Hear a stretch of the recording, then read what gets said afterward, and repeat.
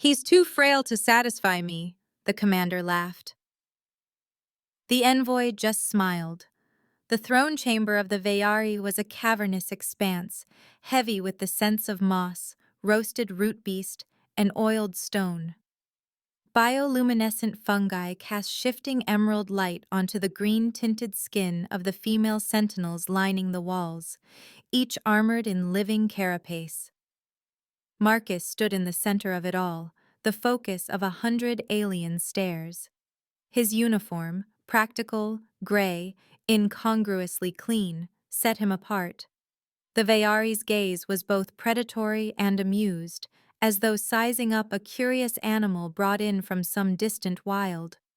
Commander Sira, enthroned atop a dais of entwined roots and mineral-veined stone, was the embodiment of power. She rose, towering above even her own kind, copper-red hair ablaze in the fungal light. Amber eyes assessed Marcus with open contempt, every movement a declaration of dominance. Her forearms, bare between the dark plates of her organic armor, displayed intricate tattoos that seemed to shimmer with the shifting light. Marcus's arrival had not gone unnoticed by the court. Whispers, sharp and sibilant, slithered through the ranks of sentinels. Clawed fingers tapped carapace thighs, anticipation and hostility blending in the air. Sira's scorn was palpable the moment she spoke. "So this is the champion Earth sends?" Her voice was low, carrying easily across the stone hall, laced with mockery and disbelief. Marcus met her gaze with a steady calm, resisting the urge to glance away from the intensity of her stare. He inclined his head, diplomatic yet unbowed. "I am Marcus Hayes, envoy of Earth. My purpose is not conquest, but alliance." Sira's laughter was sharp, echoing off the walls. Alliance? Or supplication? The last human envoy barely survived the ascent to this chamber. Her smile revealed elongated canines, a predatory flash. He stood his ground, noting the subtle flecks of claws among the assembled warriors. The feast was arrayed before them, a brutal display of Veyari bounty. Whole root beasts, their armored hides split open to reveal steaming, savory flesh. Fungi breads and bright slivers of raw, twitching fish. Marcus ate sparingly, every bite measured, refusing to mirror the Veyari's carnivorous appetite. Instead, he watched, learning. The sentinels jeered, their voices rising in a chorus of derision. "He's barely a cub," one called. Another flicked a shard of bone at his feet, grinning when it clattered on the flagstones. But Marcus remained composed, curiosity lighting his eyes, even as their scorn washed over him. His restraint unsettled the court more than any bluster could have. At last, Sira descended from her throne. Her gait was fluid, the prowl of a born predator. She circled Marcus, her gaze traveling from his boots to the lines of his jaw. Every sentinel leaned in, eager for the humiliation to come. Sira reached out, her tattooed finger tracing the angle of Marcus's jaw. Her touch was electric, both a warning and an appraisal. "A human of your size?" she murmured, her lips almost brushing his ear, voice low enough that only he could hear. "What could you possibly offer me?" Her words dripped with mockery, yet beneath it, a glint of something like curiosity flickered. "He'd snap in half before pleasing a Veyari." The hall erupted in laughter, the sound crashing against Marcus like a wave. Marcus met her gaze, a small, confident smile curving his lips. "Perhaps you underestimate me, Commander," he replied, voice quiet but unwavering. Sira's expression faltered for a heartbeat, unsettled by the lack of fear in his eyes. She turned away, masking her reaction with a scoff, and retook her seat, but the seeds of uncertainty were sown. At sunrise, the throne chamber was emptied. The Veyari spilled out into the forest's edge, weapons slung across their broad shoulders, anticipation crackling in the air. Sira, now clad in full battle gear, announced the first challenge. "You wish to stand among us, human? Prove yourself. The hunt awaits." Her voice rang out, ceremonial and cold. She pointed to Drex, her champion, a massive Vayari with slate blue skin and tusks polished to a mirror shine. Drex will join the hunt. If you survive, perhaps you are worth our time. The task was clear. Capture a thornwolf, a mutated predator armored in jagged crystal, infamous for its ferocity. The rules were simple. The beast must be subdued, not slain, and the method left to the hunter's discretion. Drex laughed, flashing crystalline fangs. "He'll be thornwolf food before mid-morning," he declared, pounding a clawed fist against his chest. Marcus listened intently to the rules, cataloging every word. His eyes flickered from the forest to the predatory grins of his rivals. Sira dismissed him with a careless wave, certain of his doom. The hunt began in a thunder of feet. The Vayari charged into the undergrowth, tearing through ferns and saplings, voices raised in war cries and threats. Drex led the pack, swinging his club, confident that brute force would win the day. Marcus, meanwhile, moved with quiet purpose. He lingered behind, surveying the terrain. The forest was dense and alive, every shadow a potential threat. He collected vines, a coil of nanocable from his kit, and a pulse beacon, a sliver of human ingenuity in this wild place. He chose a narrow gorge marked by clawed trees and splintered crystal, a thornwolf's favored haunt. Carefully, Marcus set his trap. He wove vines with nanocable, anchoring the net between two bent saplings. The pulse beacon, nestled among the leaves, emitted a low thrum, mimicking the heartbeats of thornwolf prey. He waited, silent, the sounds of distant Vayari shouts fading into the background.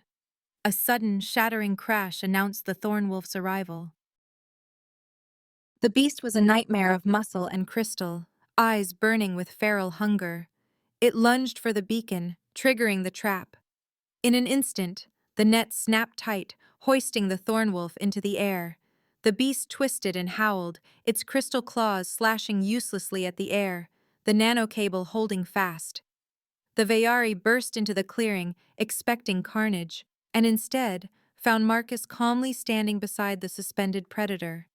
Shock rippled through the ranks. Sira arrived last, her expression unreadable. Forced to acknowledge his success, she masked her surprise with derision. "A trick," she spat, voice brittle. "Not the victory of a true warrior." Marcus met her gaze, unflinching. There are many forms of strength. Sometimes the mind is sharper than the claw. For a moment, Sira's worldview wavered, her eyes narrowing as she regarded him anew. Among the echoes of the Vayari's stunned silence, a grudging respect, and something else, began to take root. The second trial was a contest of strategy. In the fortress's warspine chamber, the air crackled with anticipation. The space was vast, its walls alive with shifting reliefs of Vayari victories, stone and bioluminescent filaments intertwining in ceaseless motion. At the chamber's center, a sprawling holomap projected the shattered plains in eerie, luminous detail. Valleys, broken ridges, and shimmering canyons rose and fell in miniature, each feature rendered with painstaking fidelity. Marcus stood on one side of the map, his posture calm, hands clasped behind his back. Opposite him, Sira radiated command, her copper hair catching the ambient light, eyes burning like embers. The sentinels and strategists who lined the walls watched with keen interest, their carapace armor gleaming and claws tapping against stone. Sira's voice cut through the silence. "You will lead the phantom cohort," she said, gesturing to the small, flickering blue icons on the map's western edge. "I command the Ember Host." She indicated the swarm of crimson figures arrayed across the plains, a force nearly 3 times his size. "Objective: seize the valley node or annihilate your foe." Her lips curled in the ghost of a smile, certain of his impending humiliation. Marcus nodded, studying the terrain with clinical detachment. The scenario was designed for his defeat. He could see the traps, the bottlenecks, the open ground that favored overwhelming numbers. But he did not flinch. "Understood," he replied, voice steady. Syrah initiated the simulation with a flourish. "Begin!" Her opening move was a thunderous assault. Ember hosts surged forward in an avalanche of red armored phalanxes, crashing against the valleys, air cavalry arcing overhead. The Vayari onlookers murmured approval, admiring the audacity of their commander. But Marcus did not meet force with force. He pulled his blue cohorts back, ceding ground, orchestrating a steady retreat. Syrah's forces advanced hungrily, swallowing territory. Marcus, instead, scattered his units into the broken landscape, sacrificing squads to lure her army into the maze of shattered ridges and twisting gullies. Syrah frowned, recalibrating. "You run from battle?" she called across the table, her tone mocking. "Sometimes survival is the first victory," Marcus answered, eyes never leaving the shifting map. He harried her flanks with skirmishers, set ambushes in narrow defiles, and used the holomap's weather overlays to cloak his movements in simulated fog and sudden downpours. Each time Syrah pressed her advantage, Marcus slipped away, trading space for time, forcing her to stretch her lines thin across the uneven ground. The chamber's tension grew palpable. Syrah leaned over the map, her imposing form looming, hands braced against the console as if willing her army to crush his. Marcus matched her intensity, expression unreadable, every gesture deliberate. Their rivalry played out not only in strategy, but in the way they watched each other, a silent duel of will and wit. Syrah's voice grew tight with frustration. "You bleed and scatter, but never strike. Is this how humans fight? Hiding behind smoke and shadow?" "We do what we must," Marcus replied. "Sometimes the strongest warrior is not the one who stands in the open." Her forces began to lose cohesion, columns strung out in pursuit, reserves committed to fruitless attacks.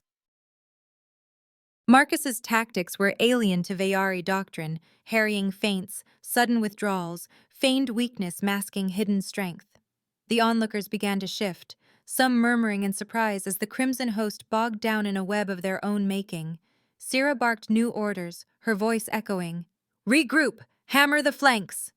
But Marcus anticipated her, drawing her vanguard into a narrow ravine where simulated landslides and concealed mines blunted the assault. In the mounting pressure, their rivalry became electric. Syrah's presence was a silent challenge, her gaze a line of fire that dared Marcus to falter. He did not. The chamber seemed to shrink around them, the rest of the world fading until only the two of them and the battle remained. Then, with sudden daring, Marcus executed his final gambit. While Syrah's attention was fixed on the central melee, a lone blue squad detached from the chaos, slipping through a rarely used mountain pass. Unseen, they bypassed the main fighting and appeared, phantom-like, at the rear of Syrah's lines, just steps from her command node. The realization dawned too late. "Impossible!" Syrah hissed, hands flying over the controls to redeploy her reserves. But Marcus's squad struck, seizing the node and triggering a holographic ripple that washed across the map. The simulation froze. The Ember host flickered, then winked out, vanquished not by strength, but by guile. Silence fell. The onlookers stared, some with incredulity, some with new respect. Syrah's face was thunderous, pride and disbelief warring in her expression. She rounded the map, closing the distance with predatory grace. Marcus stood his ground as she advanced, her presence a storm about to break. Without warning, she pressed him back against the basalt wall, her palms braced on either side of his head, her body close enough that he could feel the heat radiating from her skin and armor. Her voice was a low hiss, barely more than a whisper, but edged with the power of command. "How did you do that?" Her amber eyes narrowed, searching his face as if to pierce through to his thoughts. "You weave around me like smoke, never where I expect." Marcus met her gaze, calm and resolute, breath unhurried despite the tension crackling between them. "We respect power," he said quietly. "We just define it differently." The words seemed to hang between them, a challenge and an invitation at once. Syrah's frustration warred openly with the beginnings of admiration. Her gaze dropped, lingering for a heartbeat on his lips, before flicking back up to his eyes. The air vibrated with something unsaid, the boundary between rivalry and something more dangerously intimate blurring. For a single, charged moment, Marcus sensed the entire chamber had fallen away. No sentinels, no spectators, just the two of them locked in a private battle. Neither was quite ready to yield. The heat of the contest, the close proximity, the thunder of shared will, it felt as though the world balanced on a knife's edge. Syrah drew back, just enough to breathe, but not enough to break the spell. "Enough games," she said, voice low and rough with emotion she did not name. "There is one trial left, the oldest, the most sacred, the ascent of the star spire, during the ancestral storm." The promise in her tone was unmistakable. This final test would be nothing like the ones before. She stepped away, leaving Marcus against the wall, the echoes of her touch and her challenge thrumming in the air. The star spire was a jagged monolith piercing a storm-racked sky. Lightning shivered down its flanks, illuminating the ancient runes carved deep into the stone. Wind screamed around the spire's heights, driving rain in sheets so dense the world shrank to a blur of shadow and stinging water. The trial's start was a wordless, charged moment.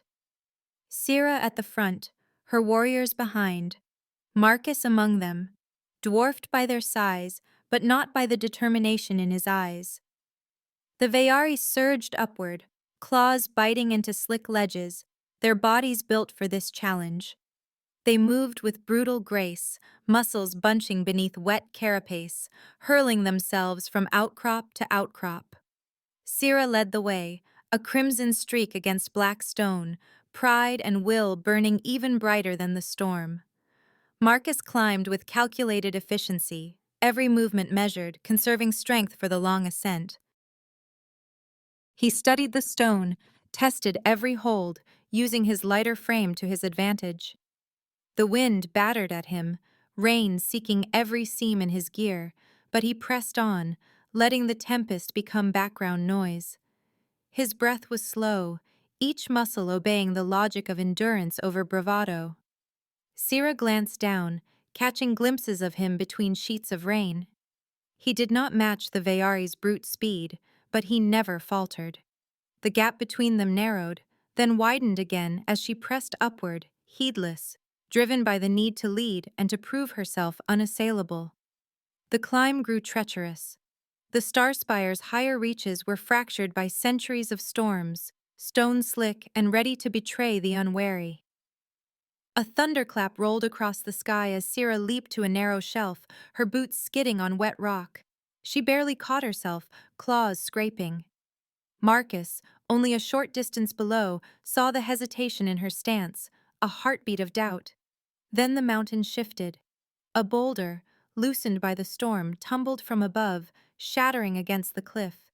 Shards rained down. Syrah lunged to shield her face, but a jagged fragment struck her leg. The crack of bone was lost in the thunder, but Marcus saw her stumble, saw the pain contort her features. She tried to mask it, but her next step faltered. Blood darkened the rain-soaked stone, mixing with the flow of water. Her warriors, clustered on a ledge below, looked up, their faces hard with discipline and custom. The ancient law was clear. Leave the injured. Only the strong reach the summit. Syrah growled, fury and shame fighting for dominance. Her hands scrabbled for purchase, but the leg would not bear her weight. She glared down at her warriors, daring them to help and to betray their code. Marcus did not hesitate. He climbed the last stretch to her side, ignoring the jeers of Drex and the others. "Hold still," he said, voice steady despite the wind's roar. He knelt beside her, rain plastering his hair to his skull, and examined the wound. Blood welled from the gash. The leg was already swelling. Syrah bared her teeth, but did not push him away. "You will lose," she spat, voice ragged. "Go!" He ignored her. With swift, practiced movements, Marcus pulled supplies from his belt: splints, synth bandage, a length of nanocable. He set the bone, his hands gentle but unyielding, his touch careful even as Syrah's claws dug furrows in the stone in pain. He wrapped the leg, the synthetic fibers sealing the wound. All the while, the Vayari watched, uncertain, silent. Marcus fashioned a harness, threading nanocable into a crude sling. He braced Syrah's arm over his shoulder, anchoring the line to a protruding root. "You're not done yet," he said, voice low and certain. "Lean on me." Syrah stared at him, disbelief mingling with anger. "You're sacrificing your chance." "There's no victory in reaching the summit alone," he said, tightening the sling. "Not if it means abandoning someone who matters." Syrah's eyes widened. At the words, at the implication. For her people, strength was dominance, endurance measured by the willingness to leave others behind. Marcus's concept of strength, support, sacrifice, partnership was foreign. And yet, as he hoisted her weight, helping her find footing on the treacherous ledge, she felt something shift within herself. They climbed together, the ascent slower but relentless. Rain lashed them, but Marcus's presence was a steady anchor. Syrah's breathing grew ragged, sweat mixing with rain, but she did not protest. Each time she faltered, his arm steadied her. Each step, he adjusted their path, finding routes that would spare her injured leg. Below, Drex and the other warriors hesitated, caught between tradition and what they witnessed. For the first time, a Vayari commander accepted help from an outsider, and the line between pride and vulnerability blurred. At last, the summit loomed, a knife-edge ridge against a sky bruised with storm. Lightning flashed, painting them in stark relief. Syrah's strength was spent, but Marcus did not let her fall. Together, they crested the final ledge, standing side by side atop the world. The storm's fury seemed to bow before them. For a long moment, Syrah simply breathed, the wind whipping her hair, her leg throbbing. Marcus's arm remained around her, not as a crutch, but as a bond. The other warriors arrived, some in silence, some with grudging nods of respect. When they descended, Syrah leaned on Marcus without shame. The ancient law had been broken, but something new had been forged in its place. In Syrah's private quarters, the hush of storm-muted stone replaced the chaos of wind and rain. Marcus sat on the low bench beside the hearth, peeling away his torn gloves. Blood oozed from scrapes on his knuckles. A deep cut marred his forearm. Syrah, limping but upright, moved with fierce independence, gathering a bowl of antiseptic and a bundle of clean linen.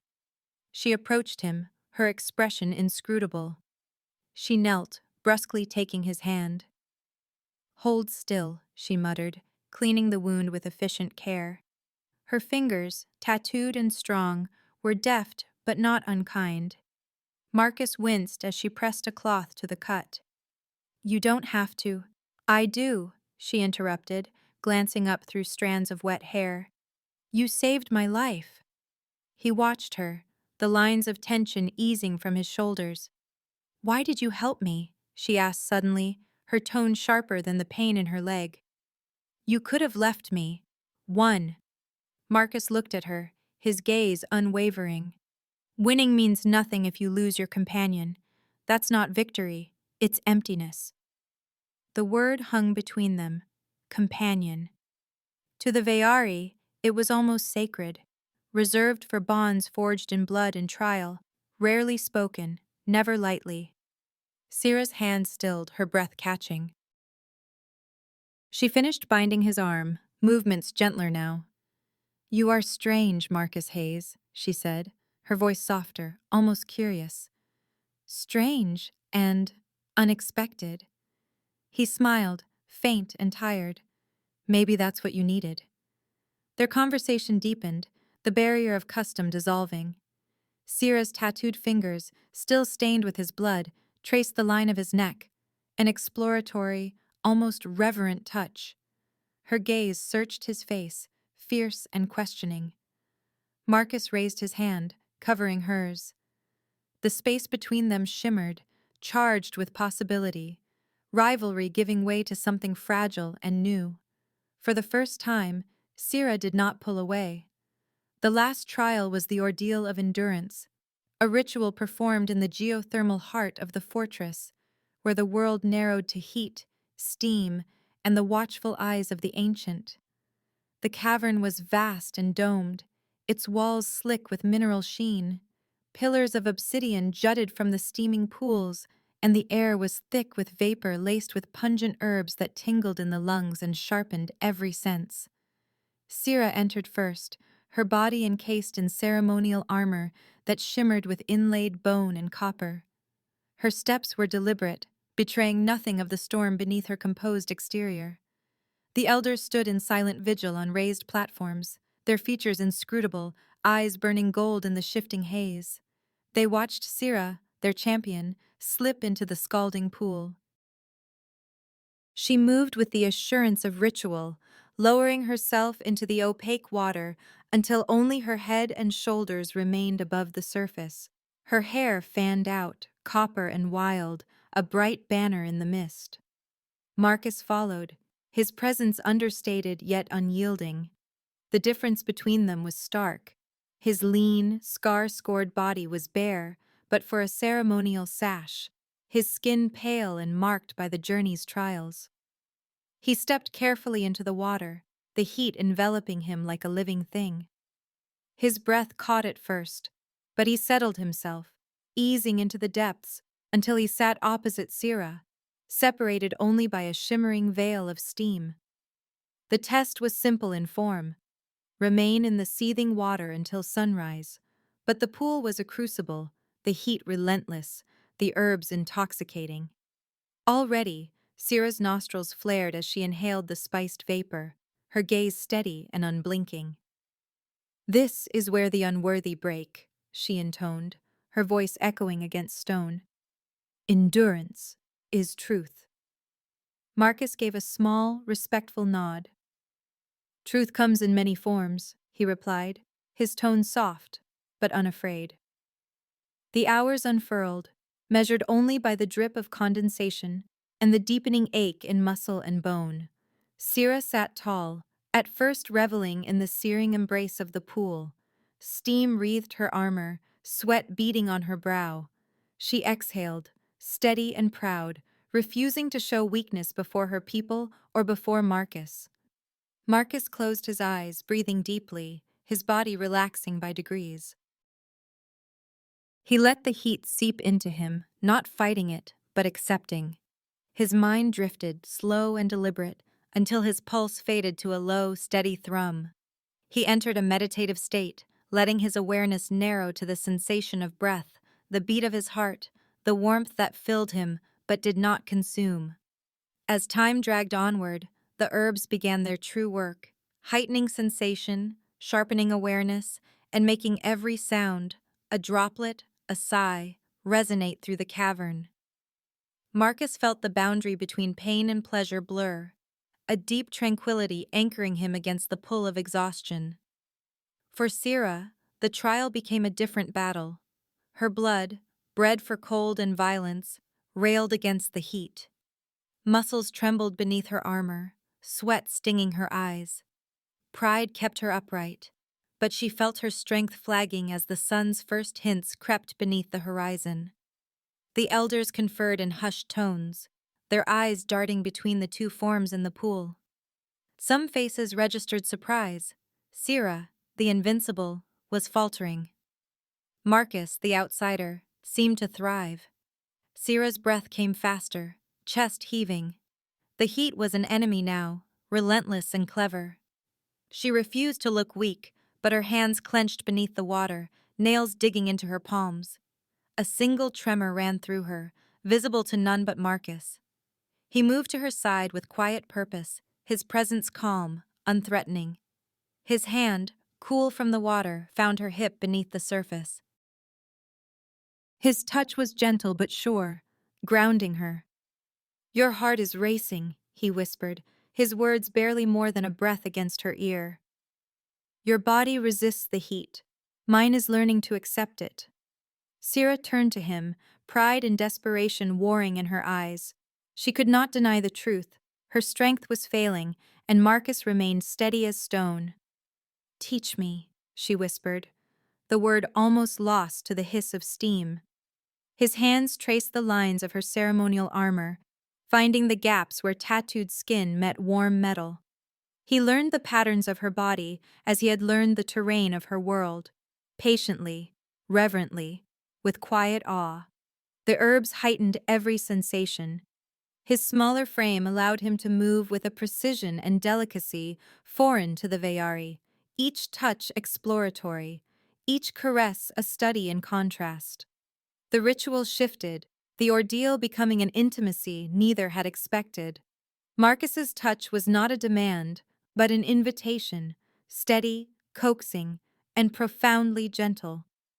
Syrah tried to reassert control, to seize dominance with a show of force, but Marcus's patience unspooled her defenses one by one. He traced the spiral of a tattoo along her side, followed the ridged line of muscle with his thumb. Her breath hitched, the sensation overwhelming.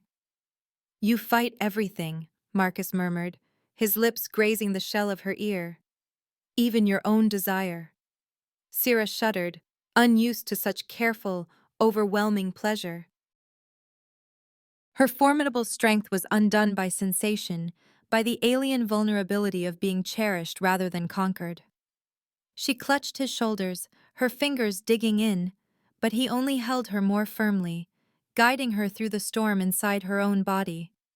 The heat and herbs, the watching eyes of the elders, all faded to insignificance.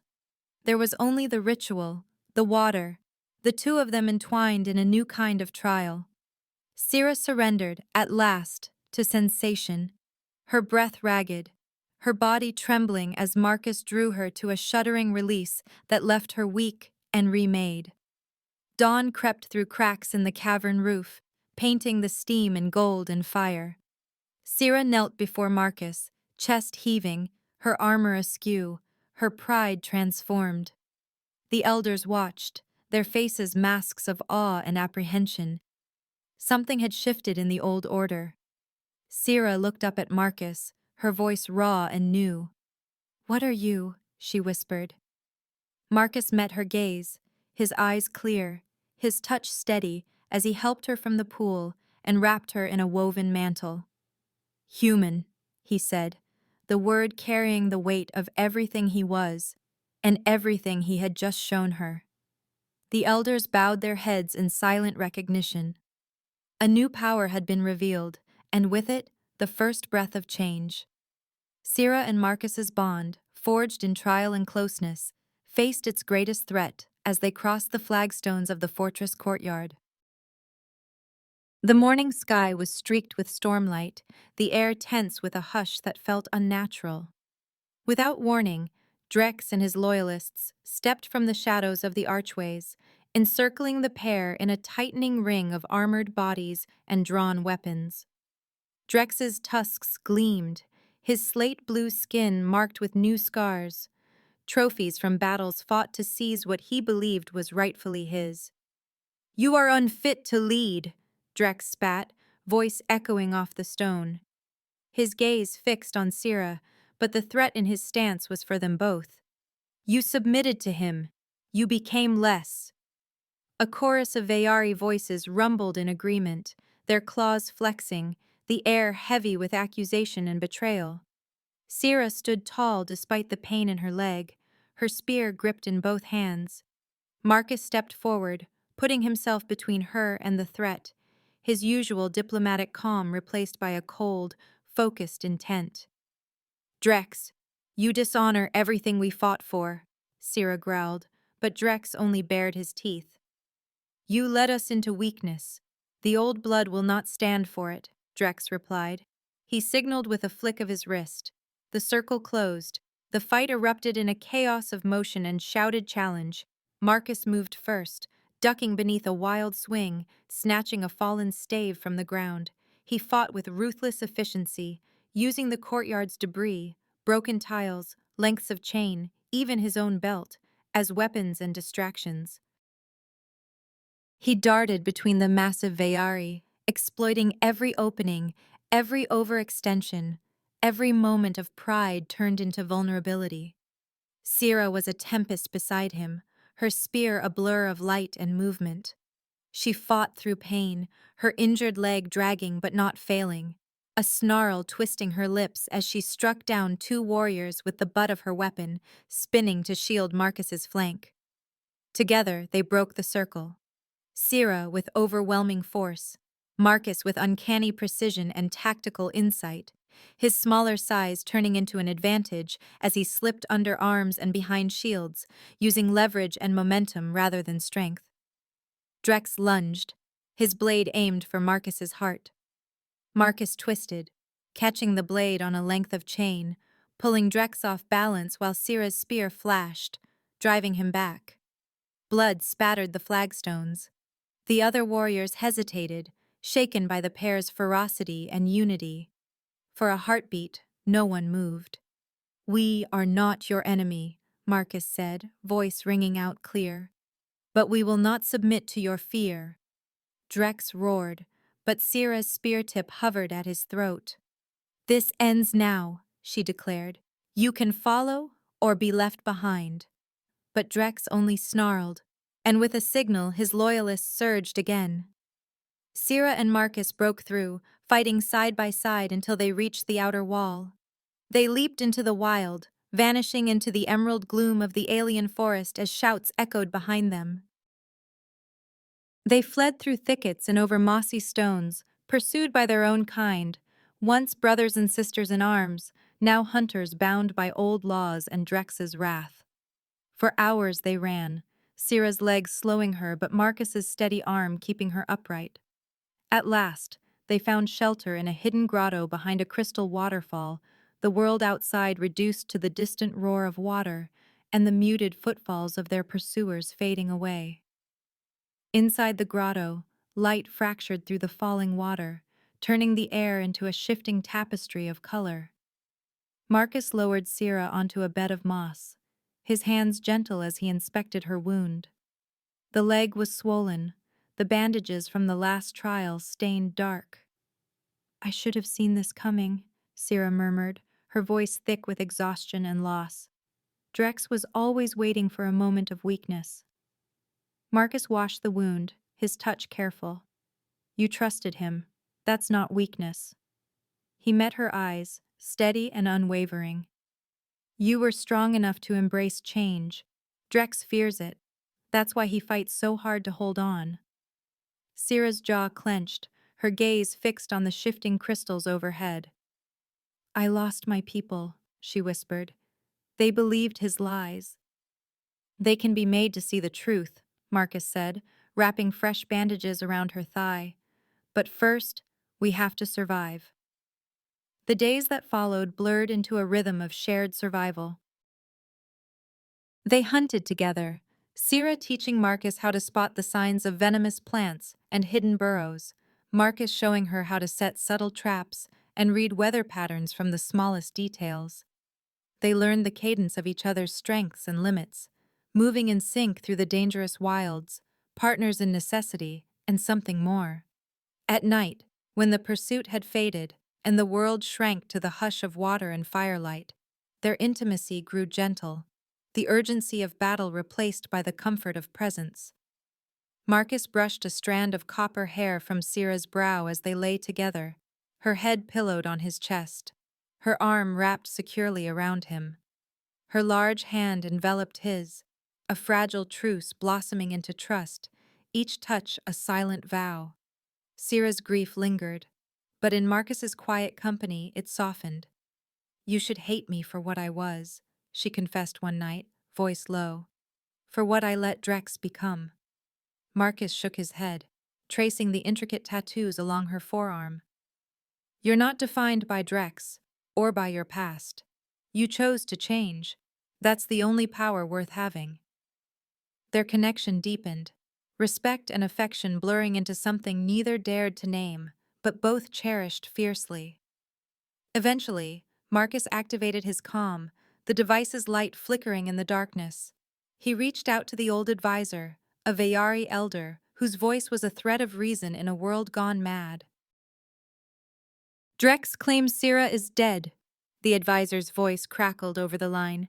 He says you fled into the wilds alone, that he mourns for her as he prepares to take the throne. Marcus's jaw tightened. He's lying, but we can use it. Demand that he present Syrah's body for the rites. Vayari law demands proof. The advisor hesitated, but respect colored his tone. It is dangerous. It's the only way, Marcus replied. He turned to Syrah, who listened with wary hope in her eyes. He'll have to reveal his deceit. The people will see what he truly is. Syrah studied him, uncertainty and trust mingling in her gaze. You believe this will work? Marcus took her hand, his fingers threading with hers. I do, but only if we face them together. For a long moment, Syrah searched his face. Then she nodded, fierce and resolute once more. Then let's show them what true strength looks like. On the day of reckoning, the fortress pulsed with a restless energy. Syrah and Marcus moved like shadows through the ancient corridors, following the path known only to those who had lived their lives in these stone veins. Syrah led with measured steps, her spear doubling as a crutch, Marcus close behind. They exchanged a look, steel and trust, defiance and hope, before slipping through the last hidden door and into the throne hall's gloom. Inside, the vast chamber was thronged with Vayari, elders in their ceremonial mantles, warriors standing rigid in tight rows, and Drex at the head, draped in the crimson standard of command. His voice thundered over the assembly. We mourn Commander Syrah, fallen to the humans' betrayal. The old ways shall be restored. I claim the right of rule and demand your loyalty. A ripple of unease cut through the crowd. The elder's eyes darted toward the hall's rear, where Syrah's silhouette, tall and unmistakable, stepped into the emerald light. Marcus appeared at her side, the outsider made myth by rumor and resistance. Syrah's voice cut through the proceedings, ringing out like a blade. You mourn too soon, Drex. The hall erupted, warriors shouted, elders gasped, the air crackled with disbelief. For a heartbeat, it seemed the whole world froze. Drex's eyes went wide, then narrowed with desperate calculation. Illusions, he spat, raising his arm. Tricks of a coward. She is dead. This is sorcery. But Syrah stood firm, the proud set of her jaw and the defiance in her stance impossible to counterfeit. She strode forward, leaning on her spear, every step measured and sure despite the wound. The crowd parted for her, awe and confusion fighting in their eyes. Syrah's voice was iron. He told you the outsider killed me, but here I stand, saved by him not once, but twice. She swept her gaze over the assembly, daring anyone to contradict her. He claimed I was weakened by the human, but I have found a new kind of strength. A murmur ran through the hall. The elders conferred, their faces grave as they weighed Syrah's words against Drex's deceit. One elder stepped forward, her mantle heavy with years of tradition. Is this true, Drex? Did you claim what was not yours? Drex's sneer faltered, desperation flashing in his eyes. They have bewitched you, he insisted, voice rising, but the warriors behind him wavered. Some dropped their weapons, shame burning in their cheeks. Others looked to Syrah with the old reverence, recognizing in her the leader they had lost. Marcus stepped forward, his presence quiet but unyielding. You have been led by fear and falsehood, he said, addressing the hall in accented Vayari. The truth is here, standing beside you, not above you. Syrah nodded, the copper of her hair blazing in the shifting light. I am not the same leader you remember. I have been broken and remade. I chose change, and I survived, not in spite of it, but because of it. The moment stretched, the assembly held in the balance. An elder broke the silence. Syrah returns. The rights demand the truth. Drex, your claim is void. A roar went up, voices crashing in a wave of relief and triumph. Drex's supporters melted away, many stepping forward to kneel before Syrah. Drex himself backed toward the shadows, but found only the cold stares of those he'd betrayed. He dropped his blade, the clang echoing his defeat. The coup collapsed with a force that felt both sudden and inevitable. The old order, so sure, so rigid, crumbled before the living proof of Syrah's resilience and Marcus's influence. The elders gathered in council, and when the uproar faded, Syrah was called forward once more. Later, in the silent throne room, the air heavy with the memory of the day's reckoning, Syrah and Marcus stood before a table draped in deep green. Upon it lay the treaty, a single sheet of shimmering material bearing the marks of both worlds. The words were simple but profound: an alliance of equals, sealed in challenge, trust, and the promise of a new era. Syrah looked down at Marcus, her formidable figure softened by a rare vulnerability. "You have earned this pact, Marcus of Earth," she said quietly, lifting a blade and drawing it lightly across her palm. She pressed her blood to the document, the crimson bead sealing the Veyari's honor. Marcus met her gaze, pride and affection in his eyes.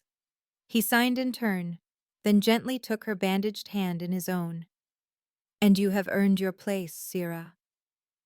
There was a moment of hesitation, a tension in the air as tradition warred with change. Normally the human would be expected to stand aside, a guest among titans. But Syrah, her decision made, reached out. She drew Marcus up beside her, guiding him not to the floor, but to the massive, root-carved throne. He hesitated, but she would not let go. With a strength that brooked no argument, Syrah pulled him up to sit at her side, a bold, public declaration that reverberated through the hall as the elders and warriors looked on in stunned awe. The two of them sat there, side by side, the small, persistent human and the towering commander. Whispers fluttered through the court, some in shock, others in hope, as a new vision of leadership began to take root before their eyes. Syrah rested her hand atop Marcus's, her grip enveloping his, anchoring him even as the world shifted around them. Beneath the table, out of sight, his fingers curled around hers, a gesture of comfort, trust, and promise. They faced the future as equals, partners, and something even deeper. No longer conqueror and conquered, but a union forged in trial, trust, and the kind of passion that could reshape worlds. As the hall watched, Marcus and Syrah became not just symbols, but the living heart of a new alliance, one built to endure and to inspire. This brings our story to a close. Don't forget to hit subscribe, give the video a like, and share in the comments which part you enjoyed the most. Our team will truly appreciate your support. There are plenty more exciting stories waiting for you on our channel. See you in the next video.